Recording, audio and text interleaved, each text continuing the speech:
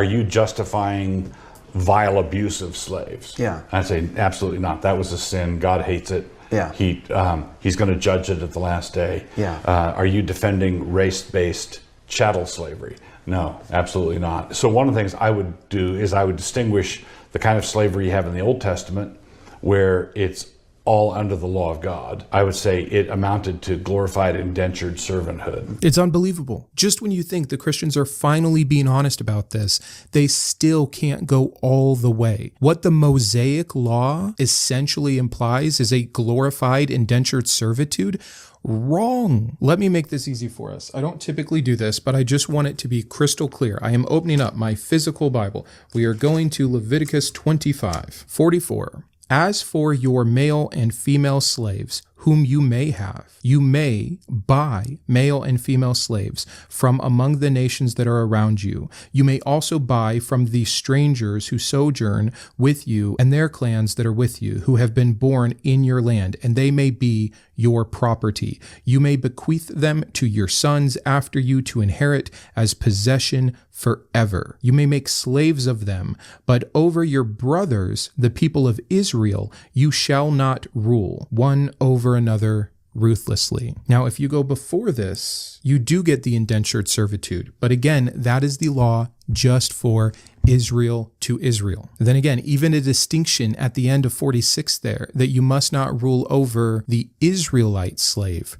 ruthlessly. The distinctions are too clear to pretend that this is all the same kind of debt-based servitude, which, by the way, totally different thing, and I've covered it in multiple episodes. That's not that great of a thing. Like, we can have a whole different argument about why that is also morally repugnant from a perfect God of all creation and love. And within that very system, check me, you tell me where I'm wrong. Within the debt servitude of the Israelite slave, a child can still be born into slavery for life. Tell me again, it's just a glorified debt issue. Debt means you're a servant until the debt is paid off. Owning someone in perpetuity for life, and even after your life to be passed down, defeats that. And if you want to get into the differences between a term like race-based and ethnicity-based, they're there, and we can do that, but it is a distinction without a difference insofar as what this goes. He's saying that it is not like chattel slavery because of those reasons. Let's start with a clean definition of chattel slavery. We'll stick with Merriam-Webster. Slavery in which a person is owned as a chattel. Well, let's look up the definition of chattel then. An item of tangible, movable, or immovable property,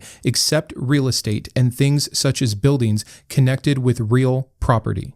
What did Leviticus say? And they may be your property. You may bequeath them to your sons after you to inherit as a possession forever. Property in possession. Yep, sounds like chattel. A longer description is chattel slavery is a system where enslaved individuals are treated as a personal portable property or chattel that can be bought, sold, traded, or inherited like livestock or furniture. Tell me, in the verses that I read you, how that does not line up perfectly. If I'm wrong about this, I want to know so sincerely. You have no idea, but I see no way in which the foreign bought slave does not meet every single criteria of chattel slavery. Douglas Wilson here is being beyond dishonest. So again, this is already more than I wanted to do in terms of defending the counter arguments about how Christians typically try to get around the slave issue. They're going to talk about the verse in Exodus where there are some rules for the slave on how to be treated. Like, you know, you can beat them to within an inch of their life, but if they get up the next day and didn't lose a tooth, you're fine. And that's supposed to be, I guess, God's moral perfection at work.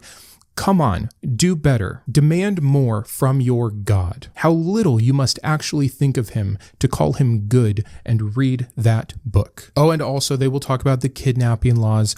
God doesn't distinguish that. When we're talking about in Leviticus, it doesn't matter how far upstream you go and what initially got those slaves into the situation they're in. They are slaves. They can be sold. The Israelite people can buy them and own them from there on out. Your kidnapping rules don't do anything here. And again, we could do that for like every single other stupid excuse, whether it's the runaway slaves. That just means there were slaves that wanted to get away. Not such a perfect master then. Maybe that's not what they wanted. Like for every single thing you bring up about how, oh, that's actually, there's some good things here.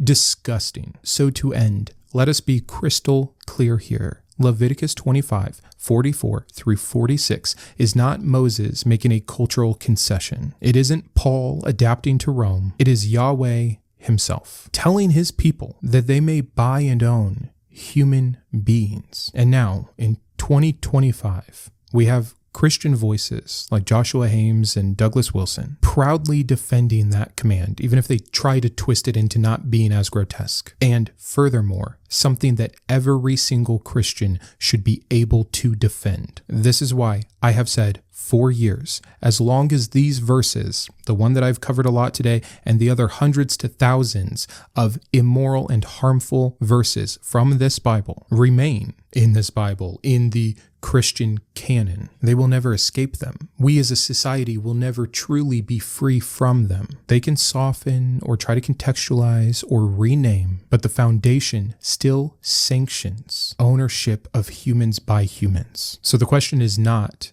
does the Bible condone slavery? At least that much we got as a concession from these Christians. It's whether all Christians will finally admit that it does. And then more importantly, if they will decide that morality must stand above ancient texts, not crawl beneath them. The modern Christian is in a tough spot. I know, I was one. I was in this spot. And when I saw Yahweh and his rule and his law and his commands and his condoning and what he did not condemn, clearly, I had no choice but to admit one of a few things. This God is not all good. He is not what is claimed in the Bible. Or I could admit that the Bible, going so much further past being fallible, right? Because that is a concession a lot of Christians want to make when you show this stuff. Well, yeah, I mean, the Bible is still written by humans, Brandon. Like, they probably got some stuff wrong, or we don't understand everything that was going on.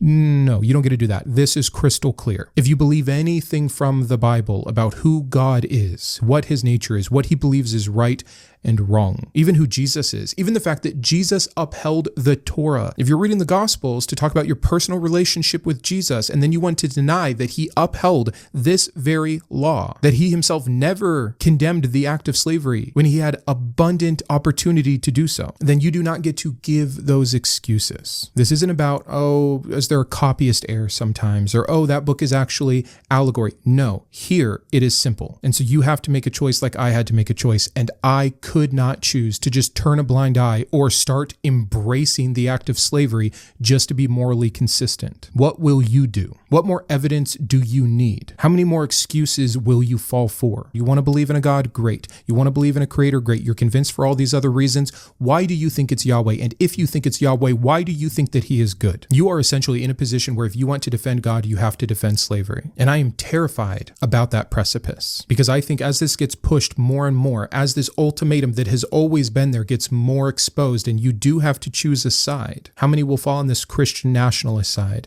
And what will that look like in the future? Versus how many are willing to be honest and morally consistent and good outside of the Bible and condemn it?